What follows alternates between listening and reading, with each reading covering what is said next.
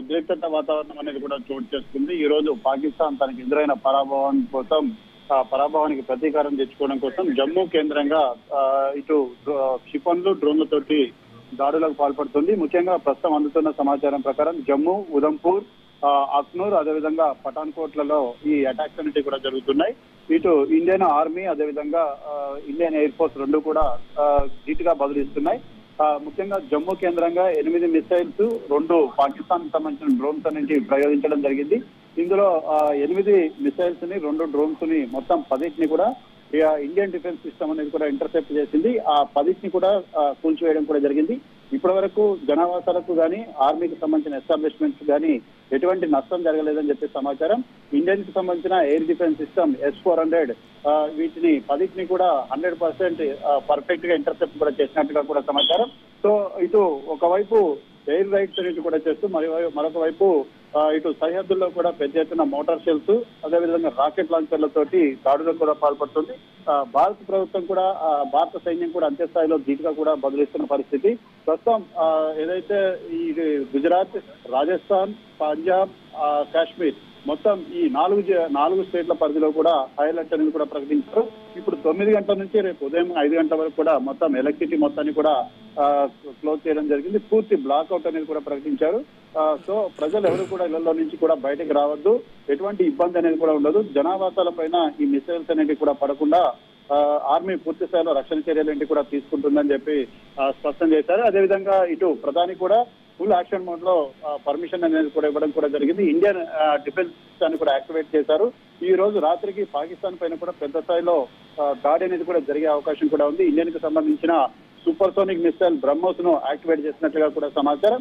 ఇటు పాకిస్తాన్ కి సంబంధించి ఇటు పఠాన్కోట్ వైపు కూడా పెద్ద ఎత్తున షెల్లింగ్ అనేది కూడా జరుగుతున్నట్లుగా కూడా సమాచారం కూడా అందుతోంది. అయితే ఇటు జమ్మూ ముఖ్యంగా జమ్మూ శ్రీనగర్ ఎయిర్పోర్ట్ కేంద్రంగా ఈ అటాక్ అనేది కూడా జరిగినట్లుగా కూడా సమాచారం. పాకిస్తాన్ కు సంబంధించిన షెల్లింగ్ అనేది అంటే ఫిరంగుల దాడి అనేది పంజాబ్ లోని పఠాన్కోట్ అదేవిధంగా సాంబా సెక్టార్ అదేవిధంగా జమ్మూ అండ్ కాశ్మీర్ వ్యాప్తంగా కూడా కొనసాగుతున్నట్లుగా అయితే ప్రస్తుతానికైతే సమాచారం కూడా అందుతోంది.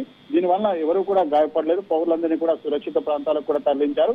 ఆర్మీ కూడా ధీటుగానే కూడా బదిలిస్తోంది. ఈ రోజు రాత్రి నుంచి దాదాపు 48 గంటల పాటు పూర్తి స్థాయిలో అలర్ట్ గా ఉండాల్సిందిగా కూడా సూచించడం కూడా జరిగింది.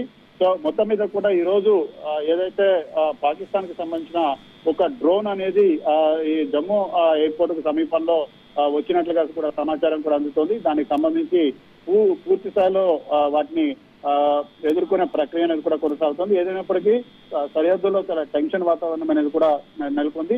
ఇటు ఇస్లామాబాద్ లో కూడా పాకిస్తాన్ లోని ఇస్లామాబాద్ లో కూడా సైరన్స్ అనేది కూడా యాక్టివేట్ చేశారు. ఈ రోజు రాత్రికి ఇస్లామాబాద్ పైన ఇండియా అటాక్ చేసే అవకాశం ఉందని చెప్పేసి సమాచారం వచ్చిన నేపథ్యంలో ఇటు పాకిస్తాన్ లోని ఇస్లామాబాద్, లాహోర్లలో కూడా ఏదైతే అలర్ట్నెస్ అనేది కూడా ప్రకటించడం జరిగింది. కానీ ఈ రోజు ఇండియా చేసిన అటాక్ లో పాకిస్తాన్ కి సంబంధించిన ఎయిర్ డిఫెన్స్ సిస్టమ్ అనేది కూడా పూర్తిగా కొలాప్స్ అయిన నేపథ్యంలో పాకిస్తాన్ ఈ దాడులను ఏ విధంగా ఎదుర్కొంటుందనేది కూడా చూడాలి.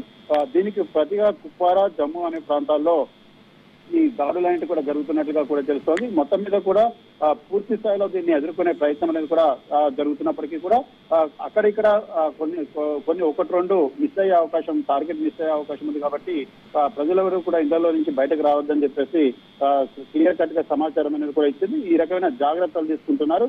ఏదేమైనప్పటికీ సరిహద్దుల్లో కూడా తీవ్ర ఉద్రిక్తత పరిస్థితులు కూడా నెలకొన్నాయి. 1971 తర్వాత ఇండియా, పాకిస్తాన్ 2 దేశాల మధ్య ఈ ఉద్రిక్తత పరిస్థితులు కూడా తారస్థాయికి చేరుకోవడం కూడా జరిగింది. అంటే ఇప్పుడు సామాన్య ప్రజలకి మరి ఫెసిలిటీస్ ఎలా ఉన్నాయి? నిత్యావసరాలు కానీ అవన్నీ ఇప్పుడు పవర్ సప్లై లేదంటున్నారు, కొన్ని చోట్ల ఇంటర్నెట్ ఫెసిలిటీ లేదు, బయటికి రావద్దు అంటున్నారు. మరి వాళ్ళకి తినడానికి తిండి కానీ మంచినీళ్ళు కానీ బేసిక్ నీడ్స్ ఎలా మరి గవర్నమెంట్ సైడ్ నుంచి ఏమన్నా ప్రొవైడ్ చేస్తున్నారా? అలాగే వాళ్ళకి క్యాంప్స్ కానీ లేదంటే బంకర్స్ కానీ ఇలాంటి ఫెసిలిటీస్ ఏమైనా అందుబాటులో ఉన్నాయా? డీటెయిల్స్ ఏంటి? పూర్తిగా దానికి సంబంధించి అన్ని రకాల సదుపాయాలన్నీ కూడా అందుబాటులో ఉంచుతామని చెప్పేసి కూడా కోరినట్టుగా కూడా సమాచారం. ఇటు ఈ పూర్తి స్థాయిలో యుద్ధం అనేది కూడా ప్రారంభమయ్యే అవకాశాలు ఉన్నాయి. కాబట్టి ప్రజలు పూర్తి స్థాయిలో కూడా జాగ్రత్తగా ఉండాల్సిందిగా కూడా సూచనలు కూడా జారీ చేయడం కూడా జరిగింది.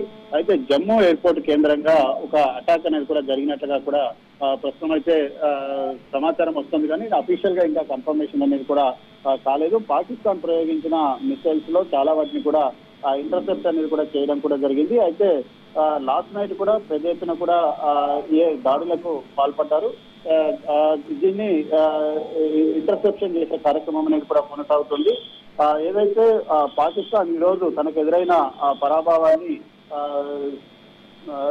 మర్చిపోలేని పరిస్థితిలో ఉంది. సో మొత్తం మీద కూడా Indian defence minister Rajnath Singh కూడా ఒక అత్యవసర సమావేశాన్ని కూడా ప్రతిదాడులు జరుగుతూనే ఉన్నాయి. జమ్మూ కాశ్మీర్ సాంబా సెక్టర్ లో కాల్పుల మోత మోగుతుంది. సాంబా సెక్టర్ లో పాక్ కాల్పులకు తెగబడడంతో భారత్ బలగాలు ధీటుగా సమాధానం ఇస్తున్నాయి. పూర్తి సమాచారం మా ఎగ్జిక్యూటివ్ ఎడిటర్ అజిత గారు అడిగి తెలుసుకుందాం. అజిత గారు, అంటే పాకిస్తాన్ ఒక అడుగు వెనక్కి వేస్తుందేమో అని అనుకున్నారు ఒక టైంలో ఈ దాడుల తర్వాత. తీరా చూస్తే పాకిస్తాన్ కూడా కొంత రిటాలియేట్ చేసే ప్రయత్నం, డ్రోన్ దాడులు కానీ ఇతరత్ర ప్రయత్నాలు చేస్తూనే ఉంది.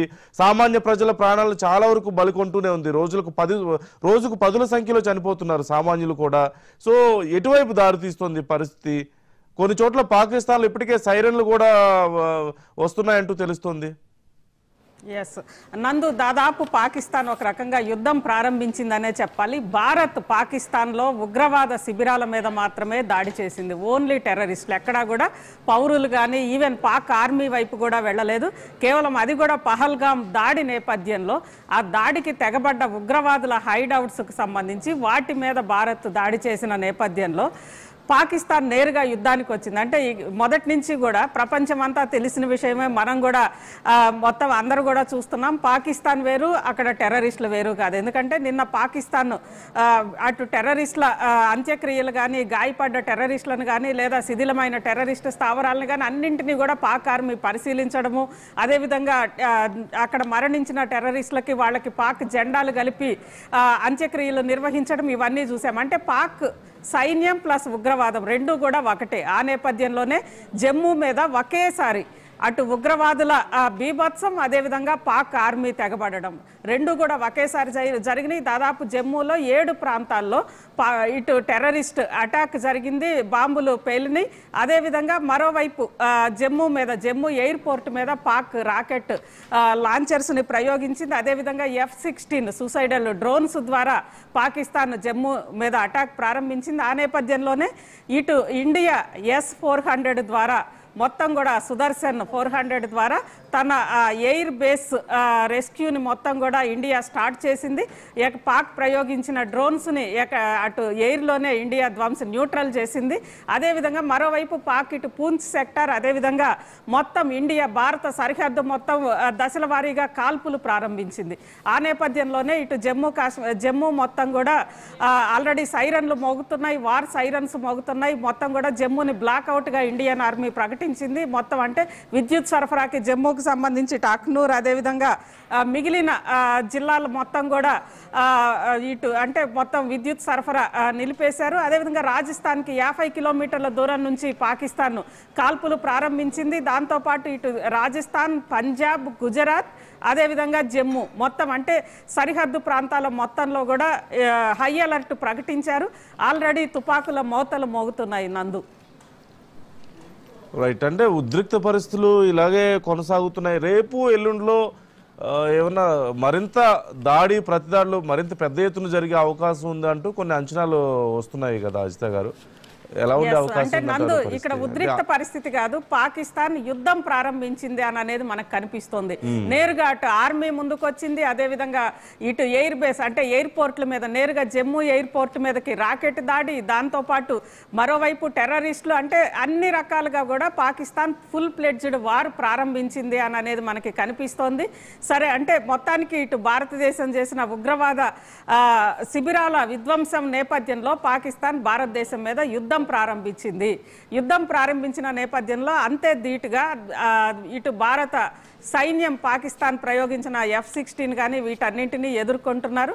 ఇదే అసలు అంటే ఎలా ఉంటుంది? ఇప్పుడు పాకిస్తాన్ మాత్రమే యుద్ధం కనుక చేస్తే మొత్తం 95 గంటలకు మించి పాకిస్తాన్ యుద్ధం చేయలేదు. ఎందుకంటే పాకిస్తాన్ దగ్గర ఉన్న ఈవెన్ ఆర్మీ కానీ లేదంటే మిగిలిన అటు తుపాకులకు సంబంధించి తూటాలు కూడా పాకిస్తాన్ దగ్గర పెద్ద సంఖ్యలో లేవు. ఈ 3 డేస్లో మొత్తం యుద్ధ ప్రాతిపదికన ఈ వారం రోజుల్లో పాకిస్తాన్ ఆర్డినెన్స్ ఫ్యాక్టరీకి సెలవులు అన్ని రద్దు చేసి అక్కడ పెద్ద ఎత్తున పౌరులను మోహరించి తూటాలు తయారీ చేపట్టారు. అదేవిధంగా ఈవెన్ ఫ్యూయల్ కూడా పాకిస్తాన్కి లేదు అంటున్నారు. ఈ నేపథ్యంలోనే ఒకవైపు చైనా గనక వెనక నుండి మద్దతు ఇవ్వకపోతే పాకిస్తాన్ 90 గంటల మించి యుద్ధం చేయడం అసాధ్యం. కానీ చైనా ఖచ్చితంగా వెనక నుంచి మద్దతు ఇస్తుంది అని అనేది అందరూ కూడా భావిస్తున్నారు. లేకుంటే పాకిస్తాన్ ఆర్మీ చీఫ్ అంత ధైర్యంగా మేము కాశ్మీర్ని స్వాధీనం చేసుకుంటాం, కాశ్మీర్ మాది అని చెప్పి ఫస్ట్ కయ్యానికి కాలుదువ్వడు. ఫస్ట్ ఆయన ప్రకటించడము, ఆ తర్వాత పహల్గామ్లో జరిగిన టెర్రరిస్టు దాడి, ఆ తర్వాత జరిగిన అంశాలు అంటే మొత్తం పాకిస్తాన్ మొత్తానికి యుద్ధానికి మొదటి నుంచి కూడా కయ్యానికి కాలు దువ్వింది అని అనుకోవచ్చు. పాకిస్తాన్ వన్ సైడ్గా యుద్ధానికి దిగదు. పాకిస్తాన్ పరిస్థితి బాగలేదు. పాకిస్తాన్లో చాలా అస్థిరత ఉంది. దాదాపు మొత్తం కూడా ఇటు బాల్టిక్ అండ్ గిల్గిత్ కానీ అదేవిధంగా బెలూచిస్తాన్ కానీ ఇక్కడంతా కూడా మేము విడిపోతామని చెప్పి ఉద్యమాలు జరుగుతున్నాయి. ఈ నేపథ్యంలో యుద్ధానికి రావడం అని అంటే ఆ అస్థిరత్వాన్ని అన్నింటినీ కూడా సప్రెస్ చేసుకోవడానికి, దేశ పౌరులకి నమ్మకం కలిగించడానికే పాకిస్తాన్ యుద్ధానికి వస్తుంది. కానీ ఆ యుద్ధానికి వచ్చినా యుద్ధం చేసే పరిస్థితి పాకిస్తాన్కి లేని నేపథ్యంలో చైనా వెనక నుంచి చైనా సపోర్ట్ తోటే, చైనా సంఘీభావంగానే పాకిస్తాన్ యుద్ధం చేస్తోందని అనేది మనకి తెలుస్తోంది. ఒకవేళ ఇప్పుడు నిజంగా పాకిస్తాన్ భారతదేశంతో యుద్ధం చేసినా సరే ఇప్పటికిప్పుడు వాళ్ళ మీద ఏదో ప్రజల్లో తిరుగుబాటు విషయంలో కానివ్వండి, లేదంటే ఇతరత్ర కారణాలు కప్పిపుచ్చుకునే ప్రయత్నంలో భాగంగా యుద్ధాలు మొదలుపెట్టినా సరే మరింత నష్టపోయే అవకాశం ఉంటుంది కదా అజిత గారు. పాకిస్తాన్ లో ఇప్పటికే ప్రజలకు సరైన నీళ్లు లేవు, తిండి లేదు, ఫినాన్షియల్ గా వాళ్ళు చాలా వీక్ గా ఉన్నారు. సో నందు అంటే పాకిస్తాన్లో ఇప్పుడున్న ఆర్మీ బలం కానీ లేదా ఆయుధ బలం కానీ అన్నీ చూస్తే 95 గంటల మించి పాకిస్తాన్ యుద్ధం చేసే పరిస్థితి లేదు. కానీ వెనక బలంగా చైనా మద్దతు ఉంటేనే, ఎందుకంటే ఈ మధ్య కాలంలోనే ఒక 3 రోజుల క్రితమే బలూచిస్తాన్కి సంబంధించి BLF కమాండర్ తను ఒక వీడియో రిలీజ్ చేశాడు. చైనాకి వార్నింగ్ ఇస్తా, మీరు పాకిస్తాన్కి సపోర్ట్ చేయడం మానేయాలి, మా లిబరేషన్ పోరాటం ఇక్కడ నడుస్తోంది, పాకిస్తాన్ ఆర్మీకి మీరు సహాయ సహకారాలు వెనకుండి మొత్తం కూడా మీరే, పాకిస్తాన్ ఆర్మీకి మొత్తం మీరే అన్ని ఆయుధాలు కానీ ఎవ్రీథింగ్ మీరు ఫైనాన్షియల్గా అంతా మీరు సరఫరా చేస్తున్నారు, మీరు మానేయాలి అని చెప్పి ఆల్రెడీ చైనాకి వార్నింగ్ ఇచ్చారు. అంటే ఖచ్చితంగా ఈవెన్ అంతర్యుద్ధంలో కూడా పాకిస్తాన్లో జరుగుతున్న తిరుగుబాట్లను అణిచివేయడానికి కూడా చైనా పాకిస్తాన్ ఆర్మీకి